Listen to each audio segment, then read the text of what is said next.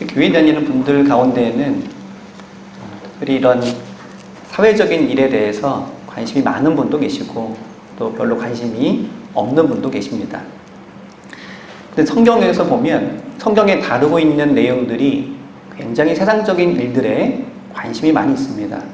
왜냐하면 하나님을 믿고 섬기는 일이 세상과는 동떨어진 곳에서 일어나는 일이 아니라 세상 한복판에서 일어나는 일이기 때문에 그렇습니다. 그래서 세상에 대한 관심이기보다는 하나님의 말씀을 어떻게 세상에서 잘 구현할 수 있을까 하는 측면에서 세상적인 일에 대한 깊은 관심과 통찰을 보여주고 있습니다. 특별히 오늘 본문은 그 가운데에서도 직접적으로 세상 권력에 대한 이야기를 전하고 있습니다.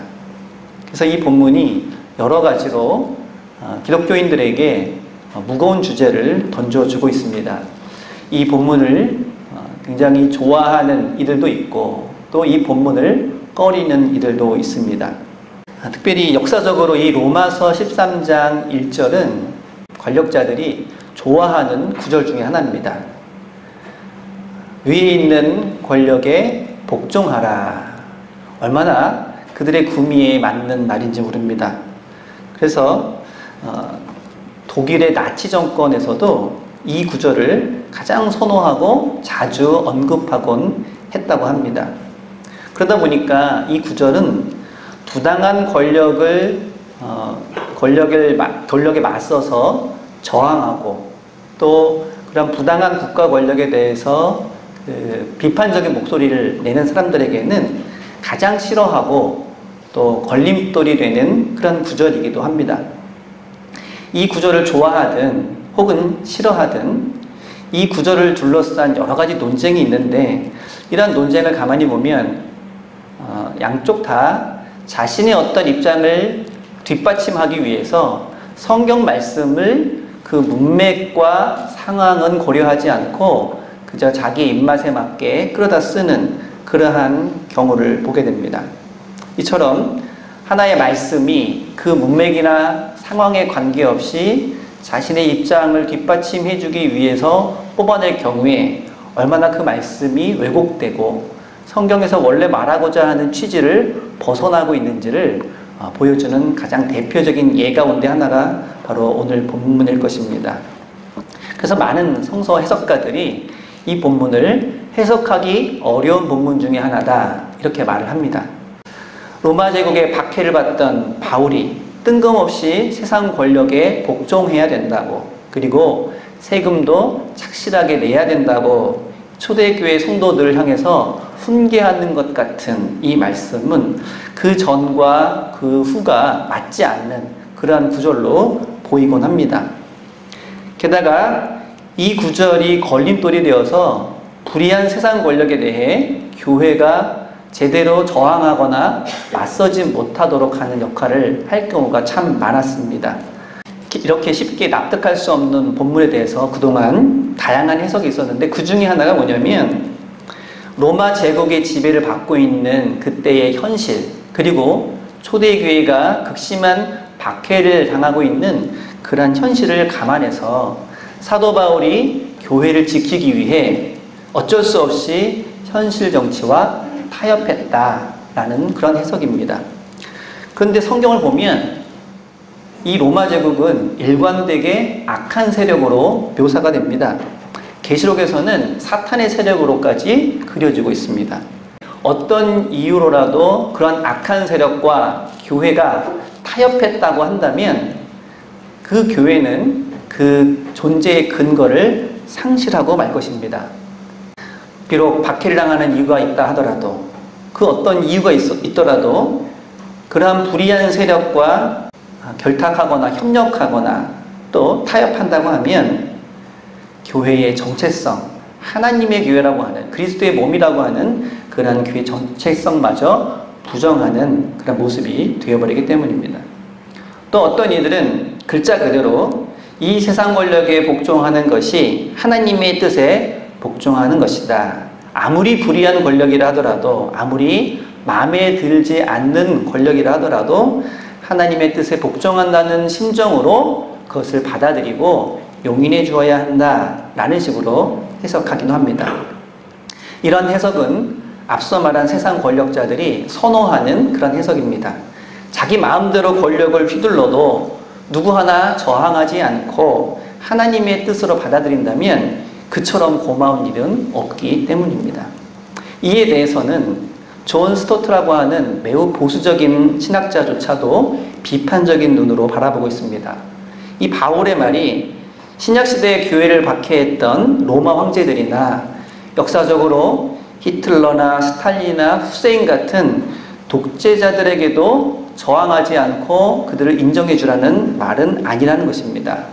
그래서 만일 국가가 하나님이 금하는 것을 하라고 한다면, 혹은 하나님이 하라고 한 것을 하지 못하게 한다면 그리스도인들은 하나님께 순종하기 위해서라도 그러한 국가에는 불순종해야 된다, 이렇게 말하기도 했습니다. 대부분의 성서학자들과 목회자들은 대체적으로 이러한 존 스토트 목사님의 말에, 견해에 동의를 하고 있습니다. 그런데 한 가지 문제가 남아 있습니다. 그러한 적용은 합당하다고 여기고 있지만 과연 본문 안에 성서 해석적으로 그러한 내용이 담겨 있느냐는 것입니다. 기독교인들은 성경 말씀을 굉장히 중요하게 여기는 사람들이기 때문에 그러한 내용이 성경에 담겨 있느냐, 혹은 그냥 자의적으로 그렇게 해석한 것이냐, 이것이 굉장히 중요한 판단의 조건이기 때문에 그렇습니다. 우리가 재판을 할 때도 유사한 판례를 예로 들면서 그 재판의 결과를 내는 경우를 종종 보게 됩니다.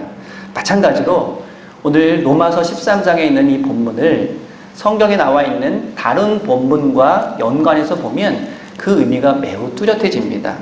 먼저 창세기 1장에 나와 있는 천지창조 이야기를 판례처럼 한번 살펴보도록 하겠습니다. 창세기 1장은 바벨론 포로 시기를 배경으로 하고 있습니다. 천지창조 이야기는 매우 오랜 시절 구전으로 전해왔던 내용인데 이것이 수집되고 편집되고 문서로 기록되기 시작한 것이 바로 바벨론 포로 시기이기 때문에 그 시대의 어떤 정황을 반영을 해서 표현을 하고 있습니다. 당시 바벨론 제국에서는 해와 달과 또 하늘과 땅, 이러한 자연물들을 신격화하고 있었습니다. 그래서 해의 신이 있고 달의 신이 있고 산의 신, 바다의 신이 있습니다.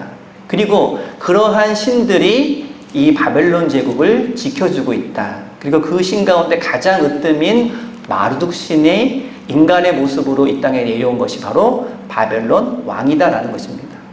당연히 모든 바벨론 제국에 있는 백성들과 그들이 다스리고 있는 식민지 백성들, 그리고 바벨론 포로 끌려와 있는 사람들은 그러한 바벨론 신에게 복종하는 마음으로 이 바벨론 왕에게 순종해야 된다는 그러한 사회 질서를 구축하고 있었습니다.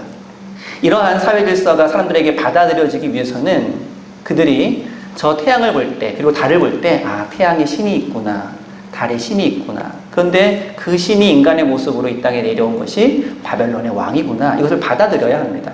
그리고 대체적으로 사람들은 그것을 받아들이고 있었습니다. 그런데 창세기 1장 1절에서는 단 한마디로 이러한 사회 질서를 모두 거부하고 있습니다. 여러분, 창세기 1장 1절의 말씀이 무엇입니까? 태초에 하나님이 천지를 만드시니라. 이 세상에 있는 모든 천지 만물들은 신격화된 어떤 존재, 우리가 경배해야 되는 대상이 아니라 하나님이 만드신 피조물에 불과하다는 것입니다. 저 태양이나 달과 별을 볼 때, 아, 저기 어떤 신이 있겠구나 라고 생각할 것이 아니고 저것은 하나님이 만들어 놓으신 아름답고 경이로운 피조물에 불과하지 않는다는 것입니다. 그렇다면 더 이상 해와 달과 별을 경배할 이유가 사라지고 그 해와 달과 별의 신이 이 땅에 내려왔다고 하는 그 왕의 권위를 신적으로 신격화하지 않아도 된다는 것입니다. 이처럼 창세기에 나와 있는 천지창조 이야기는 이 세상에 있는 모든 것은 하나님이 만드신 것이므로 숭배의 대상이 아니라 보존해야 대상이라고 규정을 합니다. 그래서 이러한 선언에 따라서 당시 통용되던 바벨론 왕에 대한 신격화가 거부되고 있는 것입니다. 오늘 본문도 그렇게 전개되고 있지요.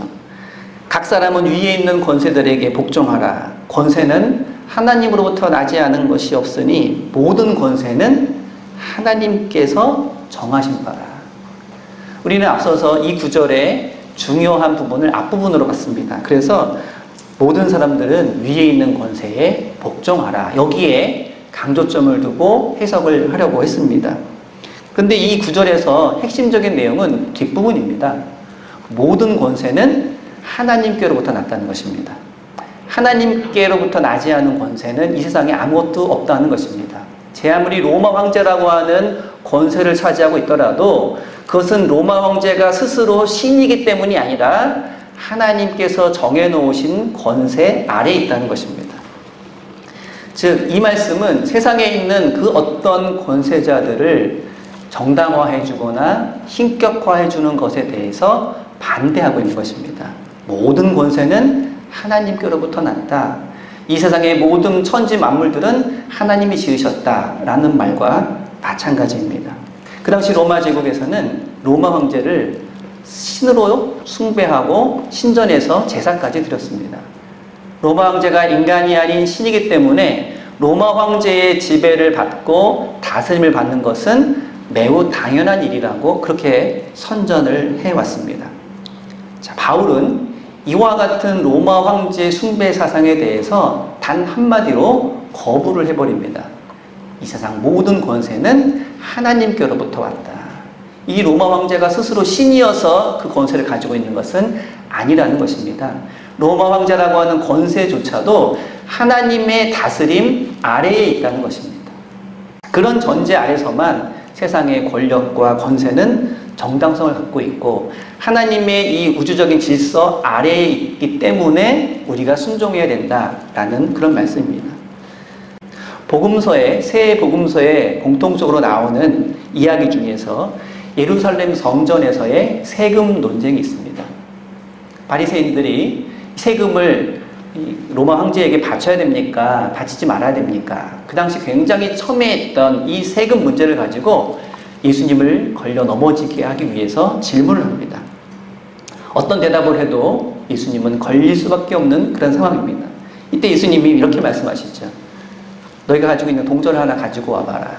근데 그 동전에는 로마 황제의 얼굴이 새겨져 있었습니다. 그리고 그 주변에는 로마 황제를 신으로 찬양하는 그런 글귀가 새겨져 있습니다. 그러면서 이렇게 말씀하십니다. 여기에 누구의 얼굴이 새겨져 있느냐? 로마 황제입니다. 자, 이 로마 황제가 새겨져 있는 이 동전이 로마 황제의 것이라면 로마 황제에게 바쳐라. 그러나 하나님의 것은 하나님에게 바쳐라. 이게 무슨 말씀입니까? 성경에 보면 이 세상의 모든 사람들은 하나님의 형상에 따라 지음받았다고 되어 있습니다. 자, 동전에도 로마 황제의 얼굴이 새겨져 있는데 로마 황제의 형상이 새겨져 있다고 해서 이것은 로마 황제 것이구나 라고 생각한다면 하나님의 형상으로 새겨져 있는 모든 인간은 누구의 것이냐? 곧 하나님의 것이 아니냐? 곧 하나님에게 바쳐야 된다라는 말씀을 하고 있는 것입니다. 이 말씀 또한 이 세상에 어떠한 권력자가 동전에 자기 얼굴을 새겨놓고 이건 다 내 거다라고 주장하지만 우리 인간 안에 새겨져 있는 하나님의 형상에 따라 우리 모두는 하나님의 것임을, 하나님의 그러한 절대적인 주권을 주장하는 그런 말씀입니다. 이와 같은 본문들은 모두가 다 그 당시 스스로를 신격화 여기던 그런 황제라든지 왕을 상대화시키면서 모든 권세와 권력은 하나님의 다스림 아래에 있다고 분명히 선언하는 것입니다. 그렇기 때문에 불의한 권력에 아무런 이의도 제기지 않고 무조건 순종해야 된다는 말이 성경적으로도 성립하지 않는 것입니다. 우리나라 사람들은 대체적으로 정치인이라든지 공직자들을 그렇게 신뢰하지 않습니다. 이처럼 평소에 이런 공직자에 대해서 별로 신뢰하지 않는 이유는 그들이 제 역할을 감당하지 않는다고 생각하기 때문일 것입니다. 그 중에서도 정말 자신의 직분에 합당하게 최선을 다하고 양심적으로 소신 있게 그리고 헌신적으로 일하는 사람이 있다면 존경의 마음을 아낌없이 보내고 있습니다. 하지만 그렇게 신뢰하지 않는다고 해서 그러한 직분 자체가 사라지기를 바라는 사람은 아무도 없습니다. 국회의원을 좋아하지 않는다고, 정치인을 좋아하지 않는다고 우리나라에서 국회의원이나 정치인이 모두 없어졌으면 좋겠다, 이렇게 생각하는 사람들은 아무도 없습니다.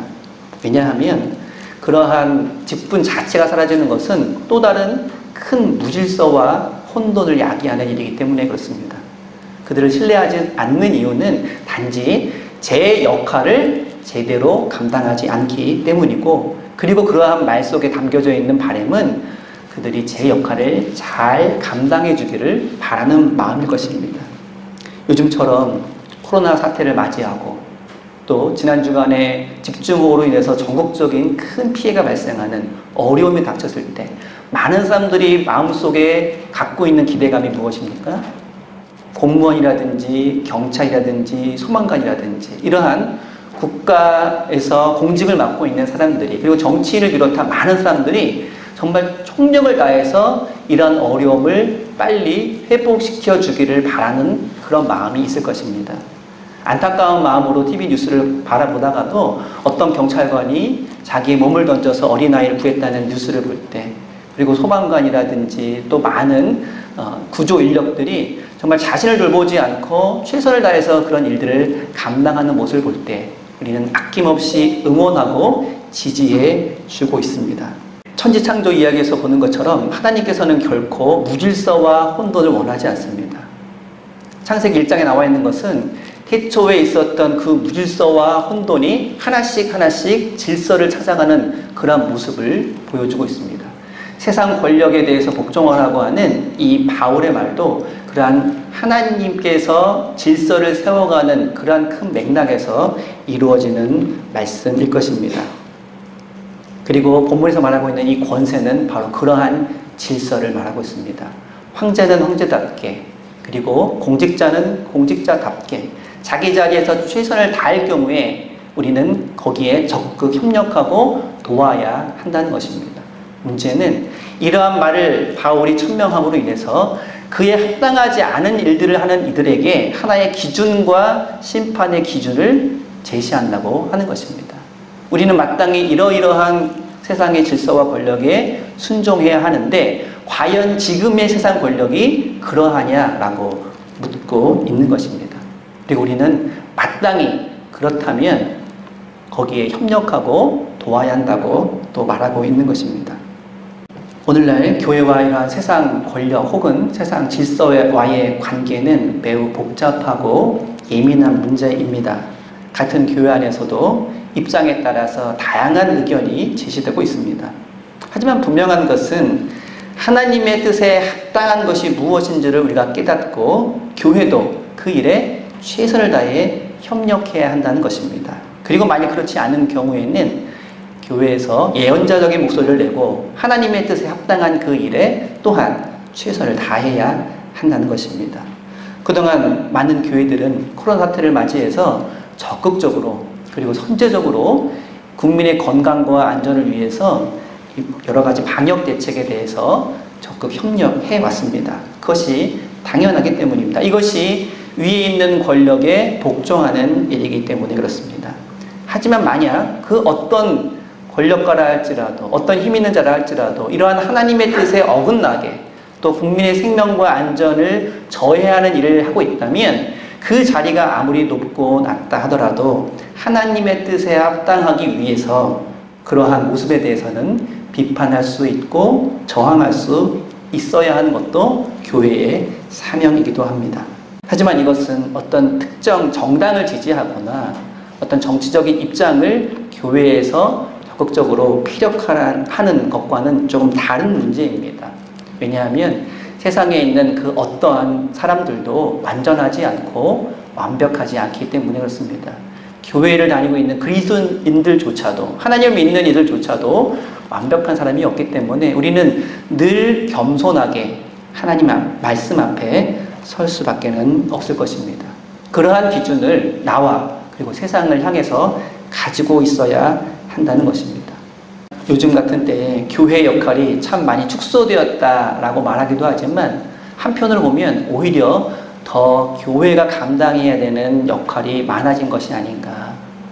사람들을 돌보고 협력하는 일들에 대해서도, 그리고 누군가 잘못된 길로 우리를 이끌어가려고 할 때 올바른 눈을 가지고 그것을 바라보는 역할에 대해서도 예전보다도 더 많은 일들이 교회에 요구되고 있기 때문에 그렇습니다. 이렇게 여러 가지로 혼란스럽고 또 여러 가지로 어지러운 이 세상 가운데서도 하나님께서 이 세상에 뜻을 두고 계신 그 합당한 질서가 무엇이고 올바르게 제 역할을 감당하는 것이 무엇인지를 우리가 끊임없이 묻고 바라보면서 각자 주어진 위치에서 겸손하게 하나님의 뜻에 순종하며 우리에게 맡겨진 일들을 감당해 나가는 그러한 하루하루가 될 수 있기를 바랍니다. 기도하겠습니다.